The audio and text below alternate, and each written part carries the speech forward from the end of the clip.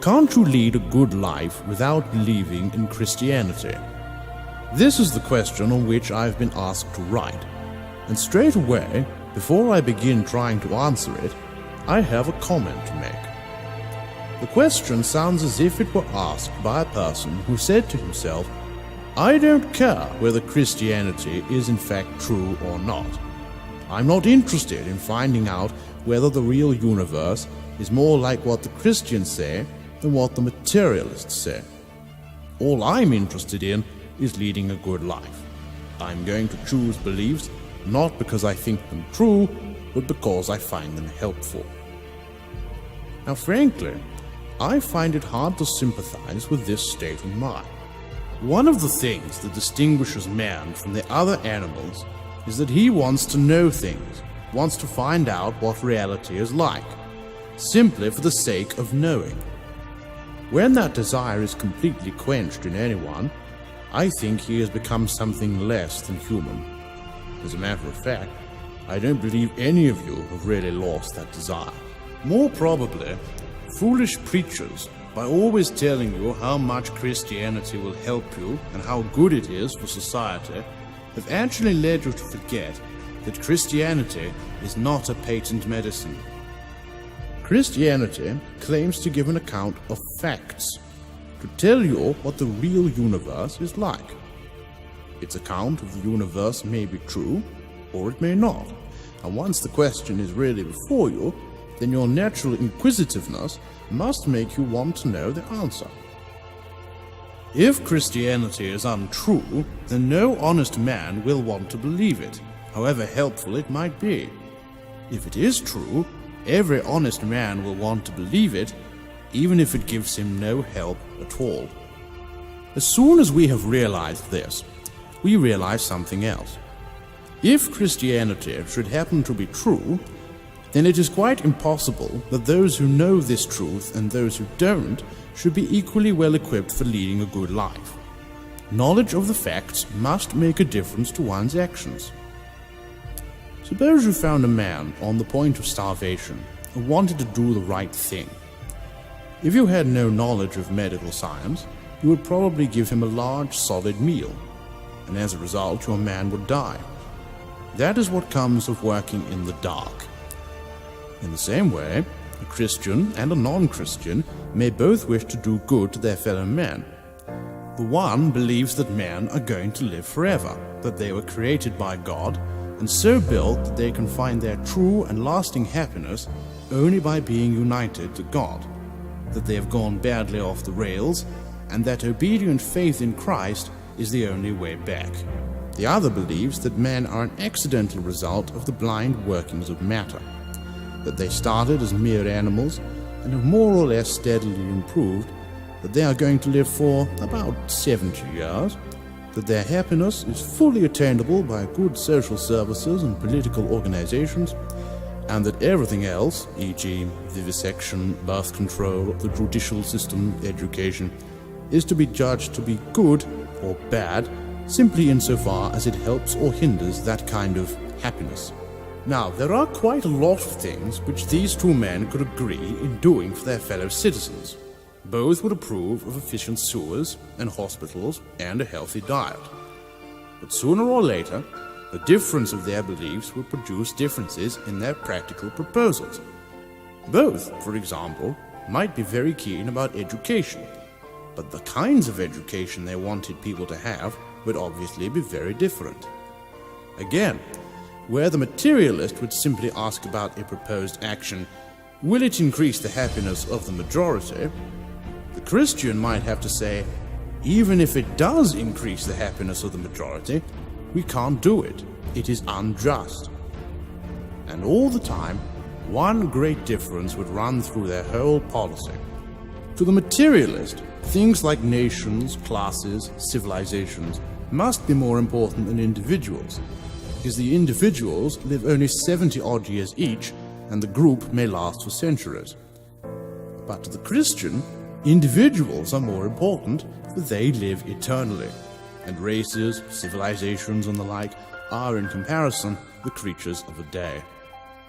The Christian and the materialist hold different beliefs about the universe. They can't both be right. The one who is wrong will act in a way which simply doesn't fit the real universe. Consequently, with the best will in the world, he will be helping his fellow creatures to their destruction. With the best will in the world. Then it won't be his fault. Surely God, if there is a God, will not punish a man for honest mistakes. But was that all you were thinking about? Are we ready to run the risk of working in the dark all our lives and doing infinite harm, provided only someone will assure us that our own skins will be safe, that no one will punish us or blame us? I will not believe that the reader is quite on that level. But even if he were, there is something to be said to him. The question before each of us is not, can someone lead a good life without Christianity? The question is, can I? We all know there have been good men who were not Christians. Men like Socrates and Confucius who had never heard of it. Or men like J.S. Mill who quite honestly couldn't believe it. Supposing Christianity to be true, these men were in a state of honest ignorance or honest error.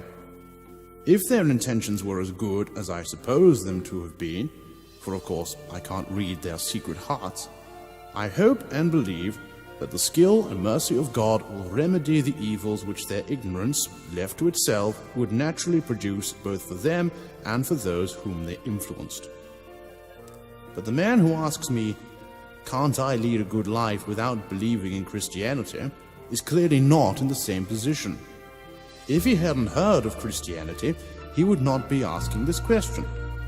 If, having heard of it, and having seriously considered it, he had decided that it was untrue, then once more he would not be asking the question. The man who asks this question has heard of Christianity and is by no means certain that it may not be true. He is really asking, need I bother about it? Mayn't I just evade the issue, just let sleeping dogs lie and get on with being good? Aren't good intentions enough to keep me safe and blameless without knocking on that dreadful door and making sure whether there is or isn't someone inside? To such a man, it might be enough to reply that he is really asking to be allowed to get on with being good before he has done his best to discover what good means. But that is not the whole story. We need not inquire whether God will punish him for his cowardice and laziness. They will punish themselves. The man is shirking. He is deliberately trying not to know whether Christianity is true or false, because he foresees endless trouble if it should turn out to be true. He is like the man who deliberately forgets to look at the notice board because, if he did, he might find his name down for some unpleasant duty. He is like the man who won't look at his bank account because he's afraid of what he might find there. He is like the man who won't go to the doctor when he first feels a mysterious pain because he is afraid of what the doctor might tell him. The man who remains an unbeliever for such reasons is not in a state of honest error. He is in a state of dishonest error, and that dishonesty will spread through all his thoughts and actions. A certain shiftiness, a vague worry in the background, a blunting of his whole mental edge will result. He has lost his intellectual virginity. Honest rejection of Christ, however mistaken, will be forgiven and healed. Whosoever shall speak a word against the Son of Man, it shall be forgiven him.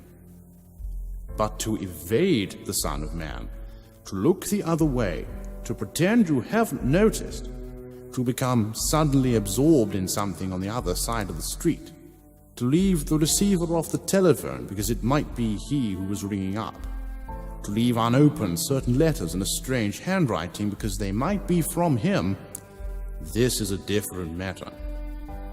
You may not be certain yet whether you ought to be a Christian, but you do know you ought to be a man, not an ostrich hiding its head in the sand. But still, for intellectual honor has sunk very low in our age, I hear someone whimpering on with his question, will it help me? Will it make me happy? Do you really think I'd be better if I became a Christian? Well, if you must have it, my answer is yes.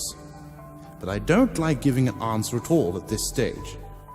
Here is a door, behind which, according to some people, the secret of the universe is waiting for you. Either that's true, or it isn't. And if it isn't, then what the door really conceals is simply the greatest fraud, the most colossal sell on record.